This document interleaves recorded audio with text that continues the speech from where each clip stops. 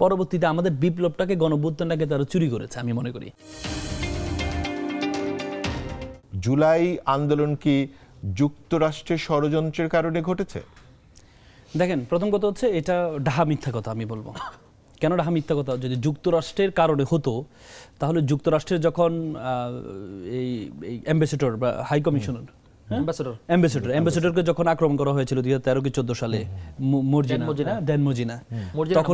মজিনা, তখনই কিন্তু তারা একটা কিছু করতো। দেখেন, যুক্তরাষ্ট্র আমাদেরকে যেটা করেছে, এবারে আমাদের আন্দোলনটা ছাত্ররা করেছে। ছাত্ররা যখন একটা অবস্থা নিয়ে আসছে, লাস্ট ধাক্কাটা আন্তর্জাতিকভাবে হয়তো তারা দিয়েছে, কিন্তু আন্দোলন, রক্ত, জীবন সবকিছু আমাদের ছাত্ররা দিয়েছে।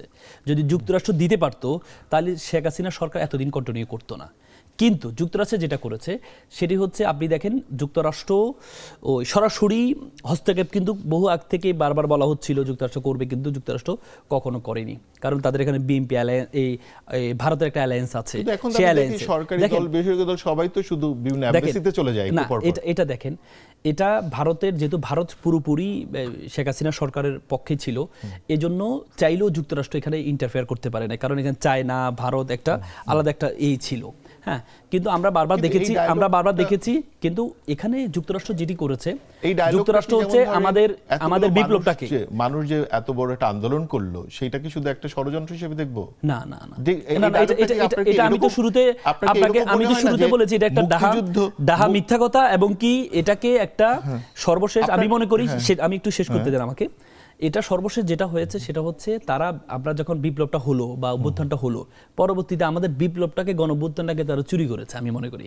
কিভাবে চুরি করেছে আমি বলি। এই যে আপনি দেখেন, এই যে আমাদের প্রতিরক্ষা উপদেষ্টা, উনি আমেরিকান নাগরিক, ওনাকে এনে পরবর্তীতে প্রতিরক্ষা উপদেষ্টা বানানো হলো।